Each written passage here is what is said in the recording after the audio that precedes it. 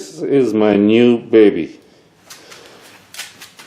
I just bought the GS-911 USB version. I've got a Windows tablet, so I expect to be using the tablet all the time for hooking up to this unit. When you buy this unit, you need to buy the plug or the adapter to adapt from the new OBD2 port on the unit, which is this square type port, to the BMW round 10 pin, I believe it's 10 pin plug. I have not hooked it up yet to the bike, so that'll all be filmed the first time that I use it. Now, in this battery cover is where you'll find the 10 pin plug to go into that socket, that 10 pin socket. So we'll just take that off and we'll see how we can hook it up and see the first scan, I guess, from the bike as we proceed. Now, the pamphlet that comes with the GS-911 USB gives you instructions how to register and unlock your device. As you can see, there are about 5 steps here to do. It says to download the GS-911 downloader from the downloads page on their website. I'm not sure this is going to show up well. hexcode.co.za or ZA. This is a Windows PC based application that only runs on a Windows PC. So just word of caution, guys. They say it many times on the website and it bears repeating here. If you're going to get a USB version, be prepared to only use it on a Windows PC, not an Android phone or tablet, and not an Apple iOS device. So it's got to be Windows. And I have no problem with that because I'm a Windows person, I'm Android. So once downloaded, run the GS-911 downloader, and with the downloader you're going to download the software that runs the GS-911 unit. Then you're going to register it, you're going to check for any firmware, and then you're going to be good to go. I did all of that already, so I'm not going to do that on this video. There's my tablet, and we're going to fire up the application, but before that I'm going to show you where we plug this thing in on the bike. So with the battery cover off, you can see that the connector is right there. It has a little clip. It has I don't think you can see it in the video, but it has a little clip, there you go, that holds it in place. I had a little bit of wrestling to do to get that clip off of there because there's some wires, as you can see, stopping it from coming out. But once you just wrestle it a bit and pull it out, just yank the thing out, and there it comes. It's there. So essentially you're going to be taking that cap off. Let me see if I can do this with 2 hands.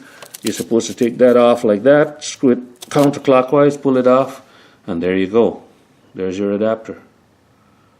Or your plug, I should say. So this is meant to be plugged into the cable of the GS-911. Now what you see here is the manual for the GS-911 that came with the software that was downloaded from the website. Connecting your GS-911 to your BMW motorcycle. So there's some steps here. Only problem is that unit in that picture does not look like the one that I got. So this is the old style USB connector or unit. And there's the connector here on the bike. So what it says is make sure your interface is the correct side up, and the connector ring, when they say the interface is in the correct side up, I guess there's a little red thing, a red bar or piece of plastic inside the plug. You got to make sure that that's downwards. And the connector ring is twisted as far left as possible. Make sure the ignition is off at this point, and the USB cable preferably not connected to the GS-911 interface at this point, which is all true. The bike is off, and the thing is not plugged into the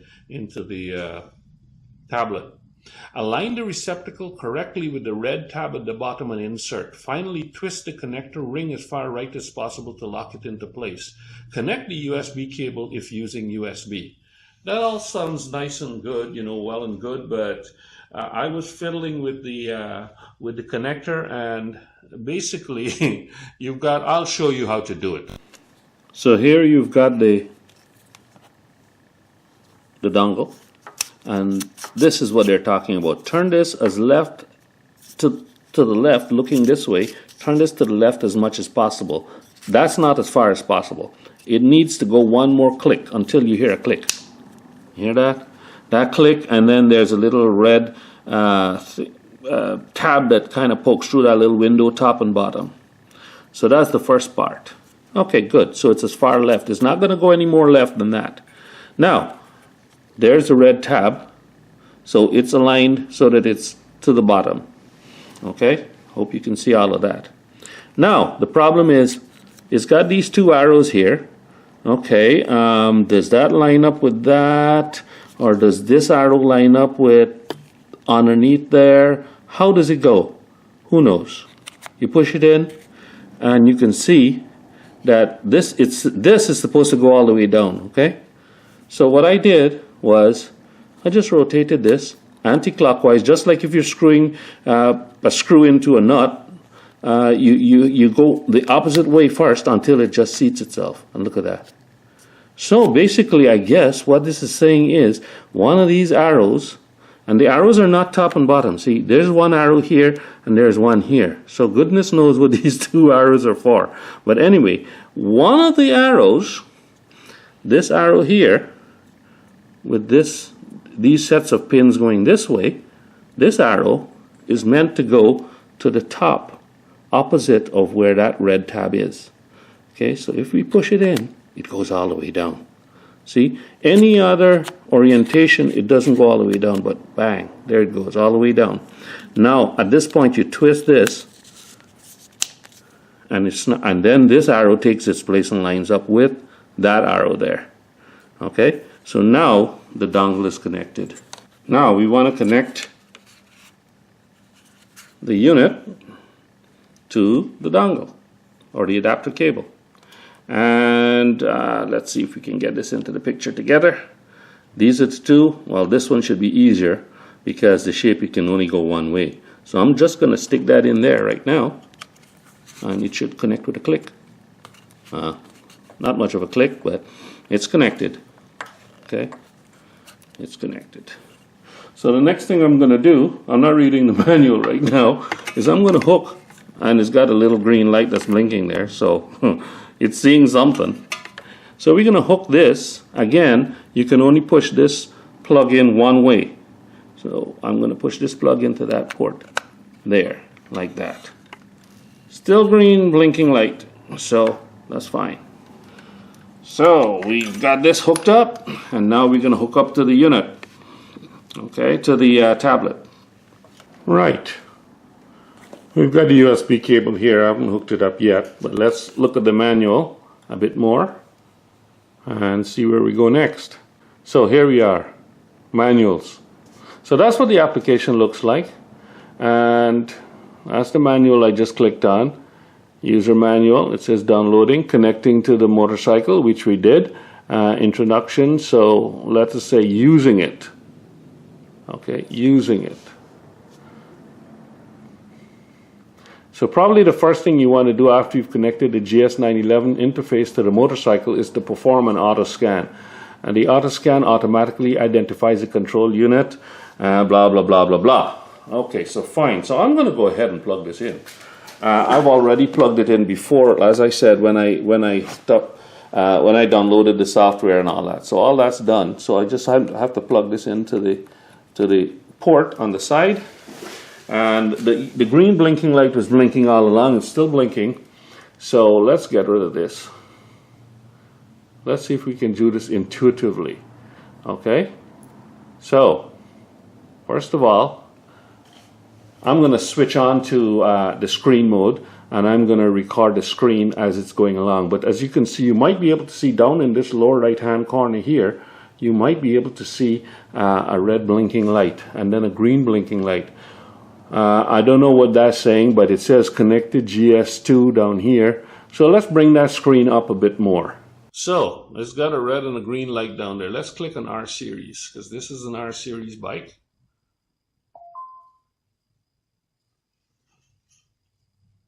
And there we've got and there's our bike right here. So we click on that. Please switch on the engine.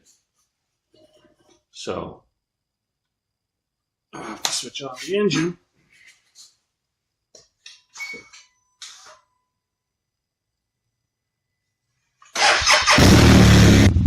The engine is on. As you can see, there's a whole bunch of stuff that you can do here. And auto scan. Perform an auto scan.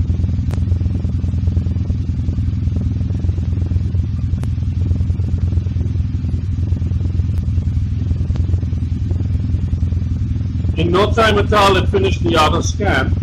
So I think I'm going to turn off the bike because I have the garage door closed. It's pretty cold in here, so the garage door is closed, and I shouldn't have this engine running in the garage with the door closed. So let's turn that off. So here we go. We've got all of this scanned, and it knows my name, registered to me, and blah, blah, blah. I guess that's coming from the actual software, but then there's the motorcycle information here, and it's got 25,535, blah, blah, blah. Let's see what else we see. This is the first time I'm looking into the computer of my bike. So you're seeing it the same time as I am. Firmware date. Okay. 2016. 15th of March, 2016. Okay, so that's pretty old firmware for the XSAF, whatever that is. Okay, so we've got all of this. No fault codes found. So that's essentially what I'm going to be looking at. No fault codes for anything I'm hoping to see. No fault codes, and XKOM by blah, blah, blah. No fault codes. Fault codes. Preconditions for locking not fulfilled. The fault is not present now. What is that? Oh, XLSZ. Okay. The next one down. Horn, open circuit. The fault is not present now. I know there's nothing wrong with my horn. So let's keep going. No fault codes for that one. No fault codes for that one. No fault codes for that one. Okay. So with this application here, I can print a report. If I click on that, it puts it into that kind of a format. I can save the report. Save as. So let's save that. We're going to save it as auto scan report for all of that. That's my VIN there. It's in my documents tab. Save. So that's good. So now, special functions. See that? Let's click on that. See this? Service reminder. Set motorcycle date. I have no idea what that is. Let's go and see. Motorcycle date 11th. Whoa. Okay. Timeout while receiving data. That's probably because the bike is off. But that's today's date. 11th of February. So note, the motorcycle time will be set to the current computer time. Okay. Whatever that is. Well, I know what that is. Service reminder. This is what I'm going to be doing later on today. And again, timeout while receiving data. That's because the bike has got to be on. So when it's on, then it'll get the odometer reading, then the next service due on this, and then I can reset this part here, and I can choose a custom date and mileage. So that is one of the main reasons why I got this thing. So actually, now that I'm finished with this, what I'm going to do is shut the application down. I've saved the auto scan for the first time. I'm going to shut the application down, and then I'm going to get on with the actual work.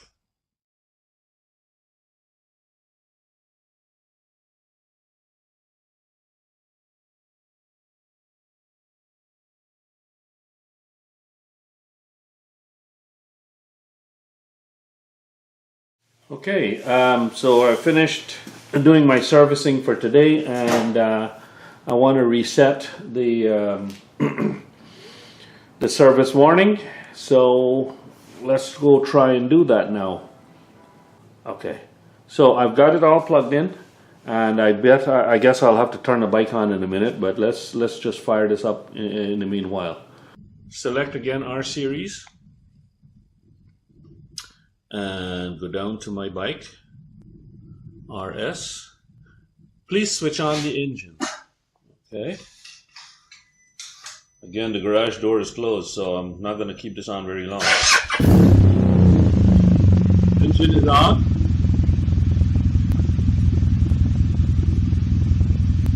Good.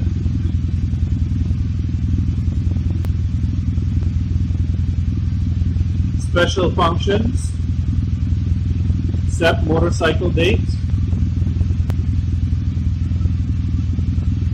You currently have used, at this point it's going to ask me if I want to use one of my bins.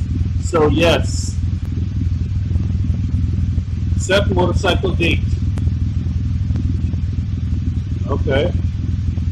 I don't want to do that. Service reminder. Reset service reminder to defaults 200 days or 6,000 miles. It's thinking about it. Bang. And it says 30th of August 2018. Next service due on 21/5/01. Okay. Looks like that's done. Then I can just go back to the top. Run an auto scan, I guess, before I switch it off. Perform an auto scan right now.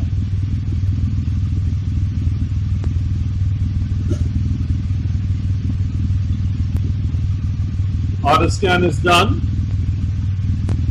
Let's see if we have any faults. No fault codes. Horn open circuit. Let's blow the horn and see what happens.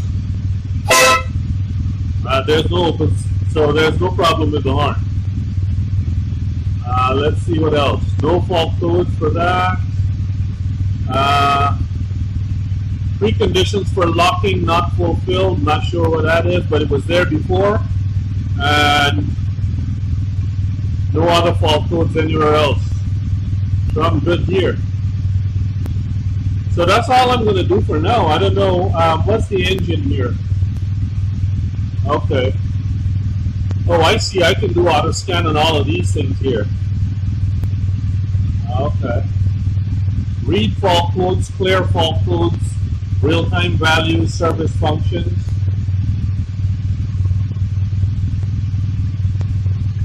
Okay, there's a lot of stuff that I can do, but my garage door is closed right now, and I don't want to do any of that stuff. So I'm going to just turn this off for now, and that's it. I'm all fumed up here. So this is still on.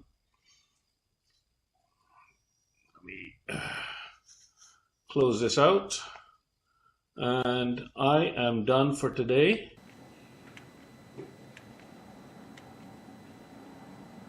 Service icon is gone. Let us see what it says for everything else. See, look at this display down here. I believe that's, there you go. Service 30th of August 2018 and 6,000 miles. So we're good. So essentially what I've left to do now is to disconnect the GS-911. So you can see here. Disconnect it from the computer, disconnect it from here, just unplug, and while I'm at it, this tape here is all messed up, so I'll probably tape that down a bit, cover this back, and then tuck it back into that clip over there, and then put the battery cover back on, and then I'm done. Excuse me. So that's just a quick workup of how the GS-911 works, resetting the code, and just doing a quick auto scan. I've got a lot to learn about this device, and hopefully I can you know, use it to its fullest advantage.